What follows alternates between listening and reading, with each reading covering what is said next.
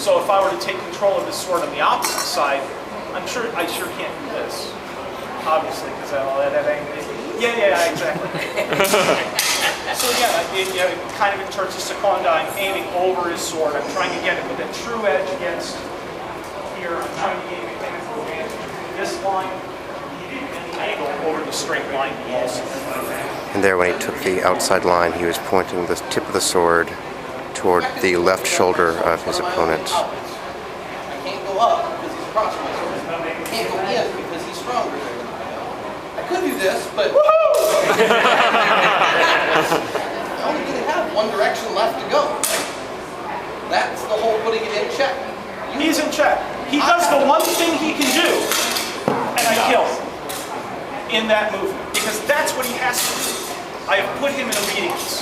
He has one really legitimate option. If he does any of the others, he's probably going to be dead.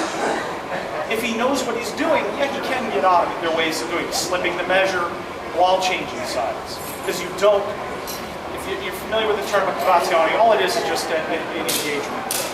We can use the term engagement if you want for now, that's fine, instead of using the big term, period term, which is constraint. Usually, you never want to stand there and do this on guard. Now go ahead, change again. Oh man, how many times do you see this? You're doing nothing. Again, you're losing that advantage that you've given them. Again, it goes to tempo. Tempo is the other important part of this. If he changes sides on me, in that time that he's changing sides, that's when I start my group. I use that tempo against him. I use that advantage, because if I just let him change sides, Missed opportunity. yeah. Along with the mechanical advantage, whenever there's an opportunity to take an action, you must also make sure that you can move. Constraint on its own, outside of a few instances, doesn't gain you anything. Move in, attack, move out if you're scared. But as you're doing that, make sure you're maintaining all the other things. But that's kind of off track.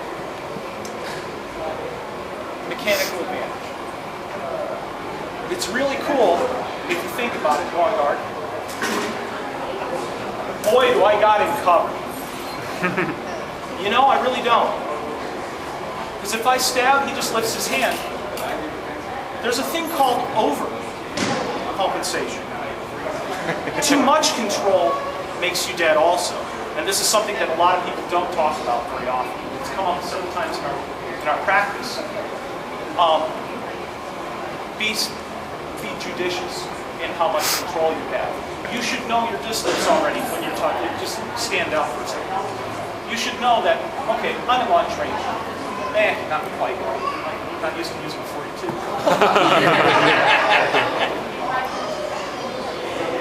Okay, that's pretty much where I need to be to hit it. So, why in God's name go on guard? Why would I try and get here before I hit?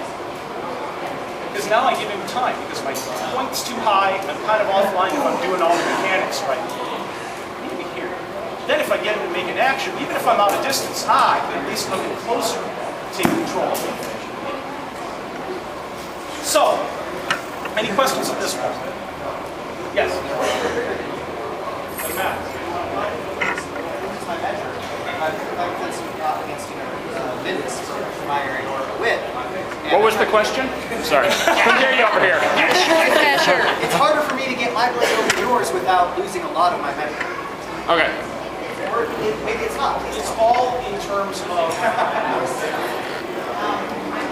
it doesn't width. Yeah, I was going to say. Where's Irene? Oh, okay. Want to give me your sword? Yeah, there we go. I've lost her. Now, if you go on guard. Now, has a slight angle over his sword. She has advantage. Now, this is where the whole obedience thing comes in. I'm going to have you step away for a second because I'm going to show this. This is what I'm talking about. I gain mechanical advantage. Say I'm short. I have mechanical advantage. But his only option is to go on the other side. That's when I step in a little bit more. I still have control. I still haven't overcommitted. He still has only one thing. Take those opportunities in small steps if you need to get in. Oh yeah. It just isn't in height of the person. It really doesn't matter as long as you can maintain a safe amount of movement. Yes, it does take work. I mean, you can't just go out and you have to work. You have to do drills to be able to get this down. But anyone, any size. Does anyone have a dagger with them by chance? Yeah.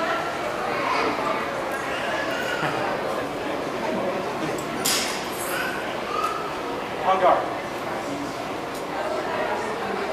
I have mechanical advantage. If he decides to change, fine. I use the tempo. Use the tempo of his movement. Putting him in obedience gives you the opportunity. He has to move. In the time that he moves, that's when you act.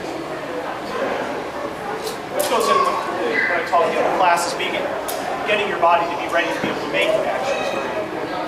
Some of those tempos are really small. This guy likes to stand up straight and use this type of thing.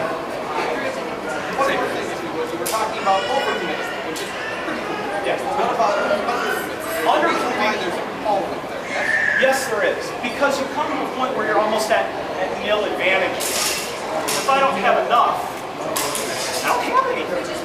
Because if you go around, yeah, right, exactly. Or if you let me and you go ahead and do it. Oh crap, because I probably gave you the tempo. The fame with just having to do this much. Beautiful thing. So you have to make sure you do have enough control and not too much. Yes? I have a difficult time gaining mechanical advantage on a very particular thing. Okay. Speak to me. Sure. Oh, Mateo. This particular fashion is a very straight line from the elbow. And I have a very difficult time coming to a good place where I can get real mechanical advantage without finding them underneath my leg. But how might you approach this specific line? It's a very neutral line. It is very neutral. Yeah, so you're outside of me. Okay. I'm also looking at the line. Just the straight line to my body is still pretty much under my stomach, right here. So I just close that line off. I just close it off. Go ahead, come forward. Yeah, no. Did everybody else catch that? It's concentrating, thinking. Yeah, it's sort of having to kind of do a little bit of geometry in your head, but it becomes pretty easy if you practice it. Hell, stick a dowel in a bookshelf, sticking straight out, and get used to going on guard, stepping in, taking control. Oh, okay, yeah, I can see where. Okay, that line's pretty good. Then start working it up in the drills with people you trust. Tell them, okay, we're not going to free play here. What I want you to do is to walk toward me in terza or something, and I'm just going to stand here and try and take control of your sword, so I know that I'm closing off that line attack. It's a great, simple drill. You can do it, do it 10, 15 minutes before every practice, and it'll start helping your mind get into the groove of doing it. Good question, though. You know my lady, Kirsten. She's relatively short also. Against many people, she has difficulty because how the hell do you get your sword over someone when you are, yes, and then it's like, okay, true edge of the sword, fine. Now the funny thing is here is I'm not over his sword, I'm under his sword. I put the true edge to my line. His main line of attack is essentially at my head. I close off that line. If he comes forward,